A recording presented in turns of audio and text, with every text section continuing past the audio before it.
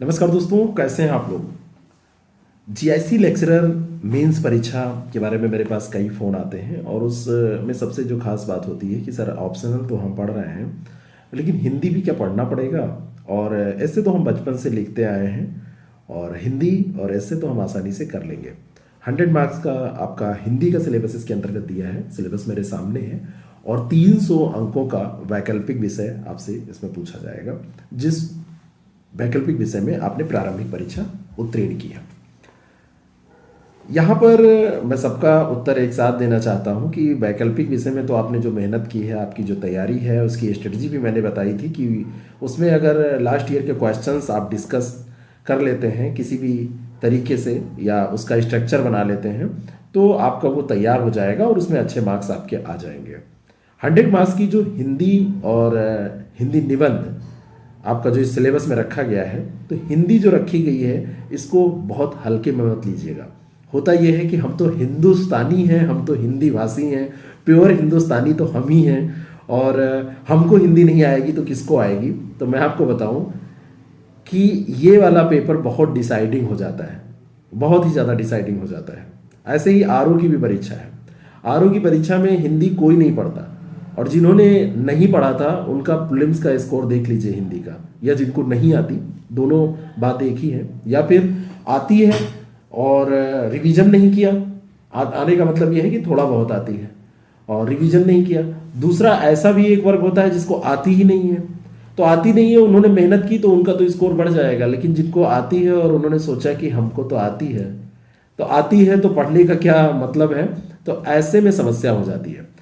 तो आप लोग जरा सा भी लापरवाही ना करें, उसको कहीं से भी पूरा सिलेबस पढ़ें। अनेकार्थी शब्द, विलोम शब्द, पर्यायवाची, तद्भव, तत्सम, अर्थबोध, शब्द रूप, संधि, समास, क्रिया, हिंदी वर्णमाला, विराम चिन्ह, ये सारी चीज़ें उसमें हैं। मुहावरे एवं लोकोक्तियाँ, पूरा सिलेबस कोई ज़रूरी नहीं है कि आपसे पूछा जाएगा, उसमें से कोई हिस्सा आपसे पूछ लिया जाएगा।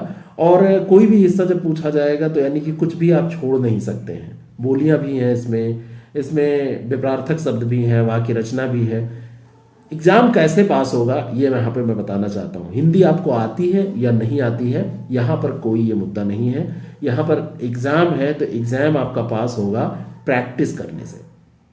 जितनी ज़्यादा प्रैक्टिस आप कर लेंगे, कोई भी एग्जाम आप देने जा रहे हो, प्रारंभिक परीक्षा हो, मुख्य परीक्षा हो, इंटरव्यू हो, हर एक एग्जाम के लिए प्रैक्टिस जो होती है वो बहुत ज़्यादा मायने रखती है, बहुत ज़्यादा इम्पॉर्टेंट रोल होता है सिलेक्शन में।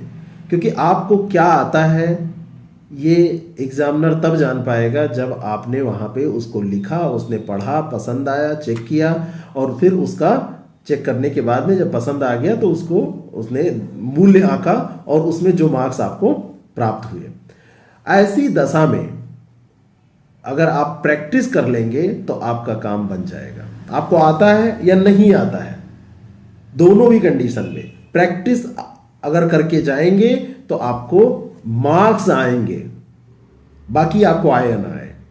और अगर आपने ये सोच लिया कि हिंदी में क्या पढ़ना है, निबंध में तो हम बहुत बड़े धुरंधर पहले से हैं, आप धुरंधर हैं तो क्या और लोग धुरंधर नहीं हैं? इतनी कम सीट्स, इतने ज़्यादा लोग, तो वो भी धुरंधर जुटे हुए हैं। निबंध भी आपको प्रैक्टिस करके जाना होगा। अगर आप 15-20 निबंध तैयार करके जाते हैं, अच्छे से प्रैक्टिस करके जाते हैं, तो उससे मिलता जुलता निबंध या सेम टॉपिक जब आपको मिलता है तो आपका जो वहाँ पे एग्जामिनेशन का परफॉर्मेंस है, जो वहाँ लिखने की गति है, वो बढ़िया रहती है, मेंटेन रहती है, कोई प्रेशर नहीं होता है, बढ़िया से लिख के आते हैं।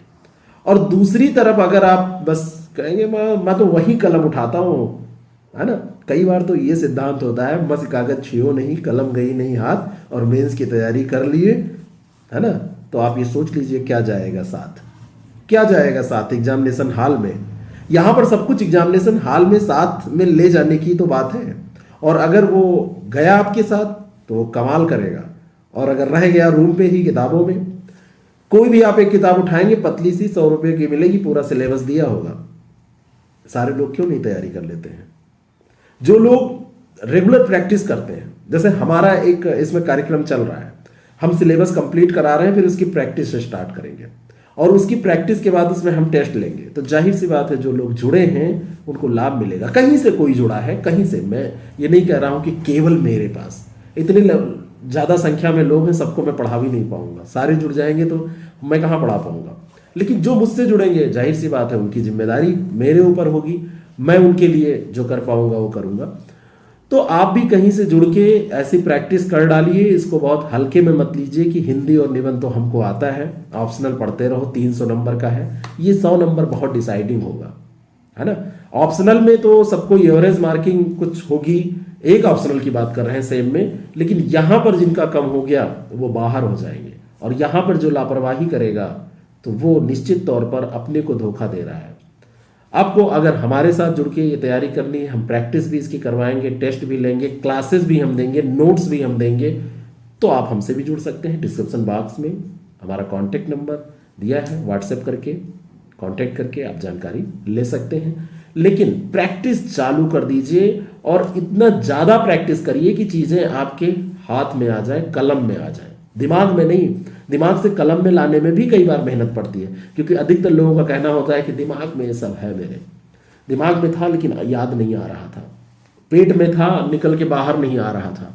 हाथ में लाने के लिए उसको लिखना पड़ेगा, प्रैक्टिस करनी पड़ेगी। तो वो काम आप कर लीजिए और फिर देखिए कि आप कैसे और जल्दी से जल्दी सफल होते हैं। Thank you so much, all the very best.